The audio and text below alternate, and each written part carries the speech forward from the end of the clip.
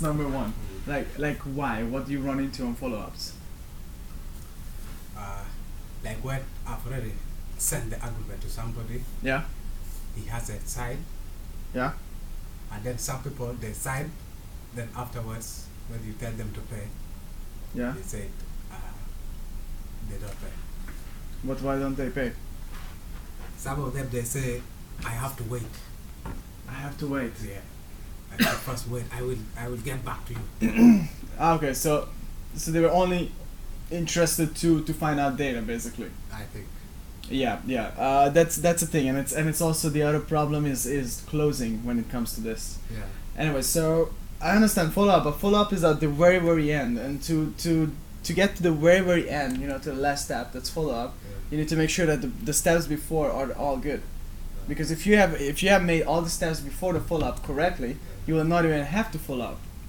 You see, like usually follow-up should be only on people who have already bought from you. Oh yeah. Yeah, you see, that's the people you should follow up on, people who have already purchased from you, and you'll be like, hey, so how do you like our product? Do you want to get something more because we also have this and this and this? Yeah. Or could you recommend us to your friends? That's follow-up. Yeah. You see? Yeah. So we should start it down closing. Yeah, right. So there's a couple of steps to actually the sales process, Yeah. and the number one is contact. Mm. Okay, like getting contact with the person. Mm. Like, okay, hey, hello, how are you, right?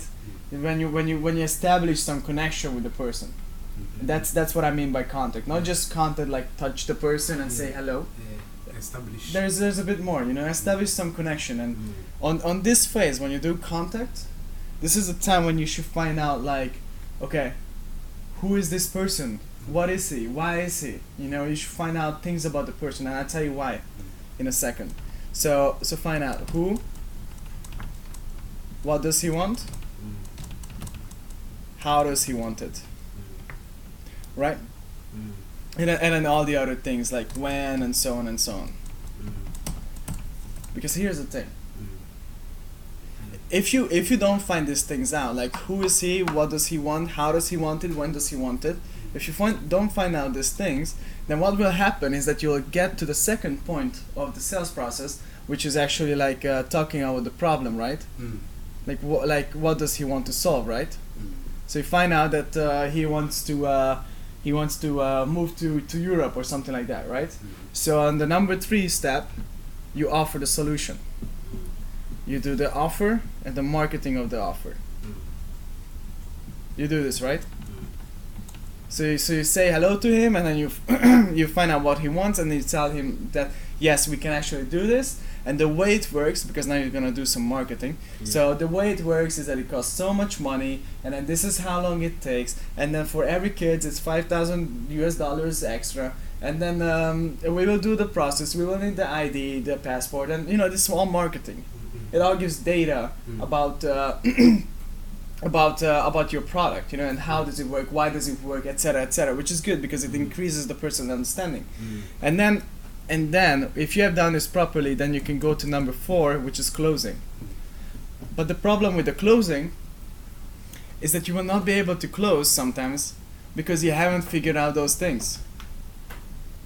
Because over here he says, oh wow, that sounds great, all right, let's do, okay, yes, okay, fine, you know. Mm. And then now you're like, okay, good, are you gonna pay? Yeah. And he's gonna say either that I'm gonna think about it, Mm. or I need to wait a little bit, or something, right? Mm. And the reason why he's saying that Mm. is because you could have figured it out over here that Yeah. he's going to say that. Yeah. You know, because you could ask like, okay, when do you want it, right? Mm. And if he says like 2030, right? And then you go and then you know like, okay, shit, that if he wants it for 2030, which is 10 years from now, Yes. I might not even have to bother with him. I just tell him, okay, I just send him like a minimal amount of data about it, Mm. and I just say like, okay, good, we get in touch in 2029 or something like that. You know?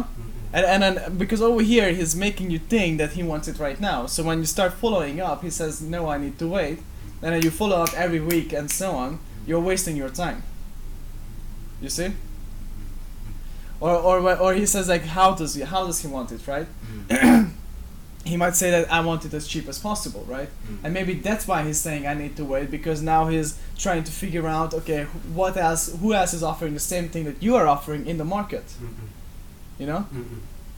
That's why it's so important to find out right at the beginning. Like, okay, hello sir, my name is Kenneth. I'm doing blah. I want to know what do you want exactly, and how can we help with that? Oh yeah, I want to move to Europe. Okay, good. That sounds great. And can I ask for what reason? When, why? And are you planning to work over there? You know, all these different questions, all these different details, because in that way you know how to form your offer that it will be accepted immediately. You see? So you do that, and then on the number 2 you find out the problem, which you probably already said, like, hey, yeah, I need to go to Europe, but then you find out why he needs to go to Europe, you know? He needs to work. You know, because the problem over here is the motivation, is the energy why he's even calling you, why he's even saying I'm interested. Right? So you find out why. And then once you find out why, you know, he wants to do the deal, now you have a better understanding, because you know, maybe he wants to move to Europe because he's a wanted criminal in his country, right? You see, again, if you continue with the sales process, you're just going to fuck it up for yourself. They're not going to accept it in Europe, right? Yeah. Because he's a criminal. Yeah, exactly. Or why does he wants to move to Europe? Oh, maybe because he has some relatives there. And then, okay, good, fine. you can keep this data for yourself. You document it. Because what happens? Because when you get to the closing, and he's gonna come up with objections over here.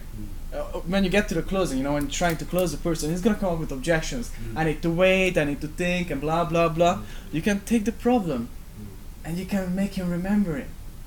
Yeah, I understand, sir. You have to wait, but I thought you were doing this for your family, right? Yes, I do this for my family. So is your family important for you enough? Yes, they are very important. Okay, sir. So let's do it. You see? Because you use the problem to motivate the person to go through the whole process. Okay,